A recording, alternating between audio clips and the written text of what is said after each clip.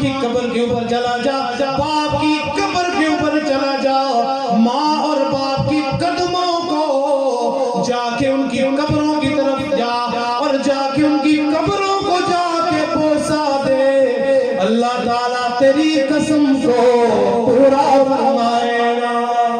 عظمت کی سنا ماں دیا، جن جن کو ماں کی دعائیں یاد آتی ہیں وہ پڑھ لیجیے نا۔ عظمت کی سنا ماں دیا، اسٹیج سے لے کے آخری بندے تک، عظمت کی سنا ماں دیا، تار دیا لے دعا دیا، تار دیا لے دعا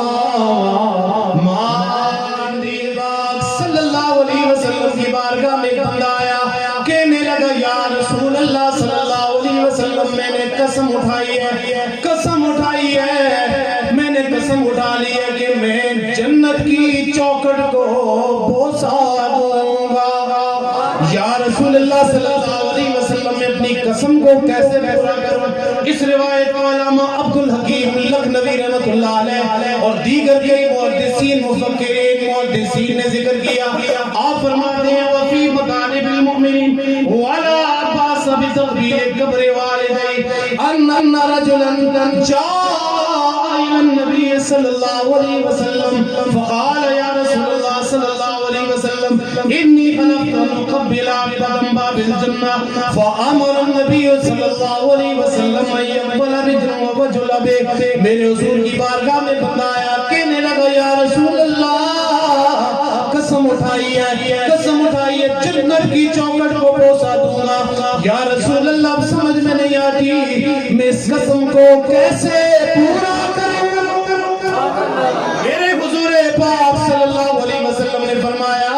میرے صحابی پریشان ہونے کی ضرورت نہیں ہے، توجہ، والدین کا مقام و مرتبہ حضور نے بتایا۔ حضور نے فرمایا میرے صحابی تیرے والدین گھر کے اندر ہوں گے، تجھے پریشان ہونے کی ضرورت نہیں ہے، اللہ نے ساری جنتیں تو تیرے گھر کے اندر رکھی ہوئی ہیں، اور تجھے تو تیرے لیے تیری ماں اور باپ کو دیکھنا بھی اجر مقبول کا ثواب اللہ نے رکھا ہوا ہے۔ اگر قسم پوری کرنی ہے گھر کے اندر چلا جا، ماں کے قدموں کو چوم لے، اپنے باپ کی پیشانی کو چوم لے، اللہ تیری قسم کو پورا فرما دے گا، اللہ تیری قسم کو پورا فرما دے گا۔ صحابی عرض کرتے ہیں یا رسول اللہ صلی اللہ علیہ وسلم میرے ماں باپ تو زندہ ہی نہیں ہے، میرے ماں کا بھی انتقال ہو گیا، باپ کا بھی انتقال ہو گیا۔ میرے حضور نے فرمایا میرے صحابی تجھے پھر بھی پریشان ہونے کی ضرورت نہیں، اس لیے اگر تیری ماں کا بھی انتقال ہو گیا، باپ کا بھی انتقال ہو گیا، اس طرح سے کرنا اپنی ماں کی قبر کے اوپر چلا جا، باپ کی قبر کے اوپر چلا جا، ماں اور باپ کی قدموں کو جا کے ان کی قبروں کی طرف جا اور جا کے ان کی قبروں کو جا کے بوسا دے، اللہ تعالیٰ تیری قسم کو پورا فرمائے گا۔ بابا سے بلند کہہ دیجئے نا سبحان اللہ۔ میرے حضور پاک صلی اللہ علیہ وسلم کی بارگاہ میں صحابی عرض کرتے ہیں یا رسول اللہ صلی اللہ علیہ وسلم میری ماں کا جب انتقال ہوا، باپ کا جب انتقال ہوا، اس وقت میں نابالغ تھا، چھوٹا بچہ تھا، مجھے تو پتہ ہی نہیں کہ ان کی قبر کدھر ہے، ماں کی قبر کا نہیں پتا، باپ کی قبر کا نہیں پتا۔ میرے حضور نے فرمایا توجہ، آپ حضور اپنے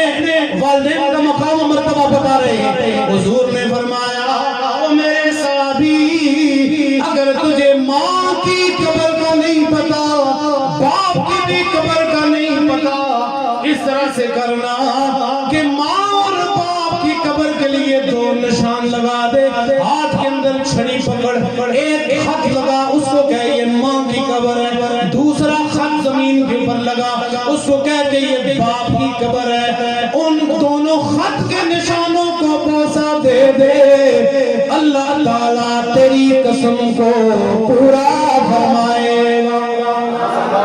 اللہ تعالیٰ تیری قسم کو پورا فرمائے گا۔ میرے دوستوں، میرے کریم آقا صلی اللہ علیہ وسلم نے فرمایا